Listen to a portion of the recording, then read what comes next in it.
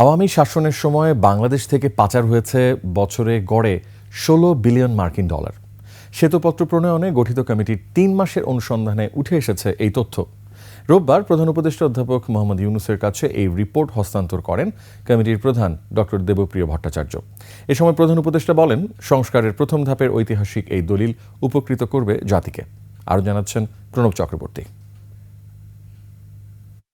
হাসিনা সরকারের পতনের পর ২৮ আগস্ট দেশের সামগ্রিক অর্থনৈতিক চিত্র জানতে বিশিষ্ট অর্থনীতিবিদ ডক্টর দেবপ্রিয় ভট্টাচার্যের নেতৃত্বে গঠন করা হয় ১২ সদস্যের শ্বেতপত্র প্রণয়ন কমিটি।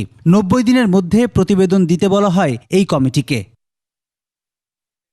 নির্দিষ্ট সময়ের মধ্যে সেই প্রতিবেদনই তুলে দেয়া হলো প্রধান উপদেষ্টা অধ্যাপক মোহাম্মদ ইউনূসের হাতে, যেখানে আছে শেখ হাসিনার শাসনামলের ভয়ঙ্কর লুটপাট, দুর্নীতি আর সব ক্ষেত্রে আর্থিক অনিয়মের অবিশ্বাস্য সব চিত্র। এর পেছনে আন্তর্জাতিক কারণ থাকলেও সেটার ব্যবস্থাপনায় আমাদের ব্যর্থতা চোখে পড়ার মতো। স্বৈরাচারী শেখ হাসিনার ১.৫ দশকের শাসনামল জুড়ে বছরে কিভাবে গড়ে প্রায় ১৬ বিলিয়ন মার্কিন ডলার পাচার হয়েছে তা উঠে এসেছে বিস্তারিতভাবে। জুলাই অভ্যুত্থানের অর্থনৈতিক ব্যাখ্যা এর মধ্যে পাওয়া যায়। একই সাথে বর্তমান সরকারের সংস্কারের যে উদ্যোগ নিয়েছে তার ভিত্তিও রচনা করেছে। শ্বেতপত্রে প্রস্তাবিত যেই সংস্কার ও নীতি পদক্ষেপের কথা বলা হয়েছে, অন্তর্বর্তীকালীন সরকার তার গুরুত্বের সাথে বিবেচনা করবে এবং দ্রুত যথাযথ পদক্ষেপ নেবে। ৩০ অধ্যায়ের ৪০০ পৃষ্ঠার দীর্ঘ শ্বেতপত্রে কিভাবে পুঁজিবাদের জন্ম দিয়েছে বিগত হাসিনা সরকার তার কিছুটা ধারণা দেন কমিটির সদস্যরা। স্বৈরাচারী সরকারের কাঠামো গড়ে উঠেছিল, যেটার সাথে যুক্ত হয়েছিলেন রাজনীতিবিদদের সাথে কিছু, একই সাথে আমাদের যারা আমরা আছেন তাদের একটা অংশ এবং ব্যবসায়ীদের একটা অংশ। প্রায় ১৬ বিলিয়ন ডলার গড়ে এটা গিয়েছে।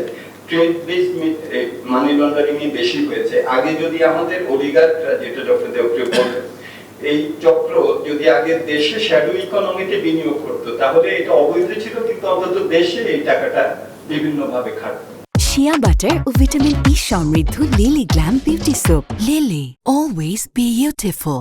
গত ১৫ বছরে বার্ষিক উন্নয়ন কর্মসূচি এডিবিতে ব্যয় হয়েছে ৭ লাখ কোটি টাকারও বেশি, যার ৪০% লুটপাট করেছেন আমলারা। এখানে ট্যাক্স এক্সেম্পশন আছে প্রায় 6% অফ জিডিপি, এবং ট্যাক্স এক্সেম্পশন গুলো কোনো যৌক্তিকতা ছাড়া, রেশনালাইজেশন ছাড়া, সেখানে কিন্তু কিছু কিছু গোষ্ঠীকে, যেটা আমরা রিপোর্টেও দিয়েছি, অনেক পরিমাণে ট্যাক্স এক্সেম্পশন দেওয়া হয়েছে। দ্রুত বিদ্যুৎ যে উদ্দেশ্যটা ছিল সেটা হলো যে ৩ মাসের মধ্যে আমার বিদ্যুৎ দরকার, টেন্ডার করলে সময় লাগবে, আমি করে দেব। যেই প্রকল্প করতে ১ বছর সময় লাগে, সেটার জন্য তারা এই দ্রুত আইন ব্যবহার করে প্রতিটা বড় বড় প্রকল্প, বিশাল বিশাল হাজার হাজার কোটি টাকা প্রকল্প এই আনসলিসিটেড পাওয়ার দিয়েছে।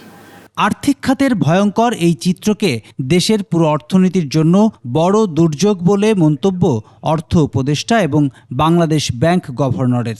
শর্ট টার্ম বা মিড টার্ম সব করতে পারবো না, এটা আমরা একটা পদচিহ্ন রেখে যাব, পলিটিক্যাল গভর্নমেন্ট অনুসরণ করে। ফাইন্যান্সিয়াল সেক্টরে যে অ্যাসেসমেন্টটা হচ্ছে, আমরা পাচ্ছি, সেটা হচ্ছে যে অন্তত পক্ষে আমাদের নন পারফর্মিং লোন ২৫ থেকে ৩০% চোখ বন্ধ করে হবে। মূল্যস্ফীতি, খাদ্য ব্যবস্থাপনা, বাহ্যিক ভারসাম্য, জ্বালানি ও বিদ্যুৎ, বেসরকারি বিনিয়োগ এবং কর্মসংস্থান, এই ৬ বিষয়কে গুরুত্ব বিবেচনায় নিয়ে প্রণীত হয়েছে শ্বেতপত্র। খুব শিগগিরই জাতির সামনে প্রকাশ করা হবে এই প্রতিবেদন। প্রণব চক্রবর্তী, ২১ টেলিভিশন, ঢাকা।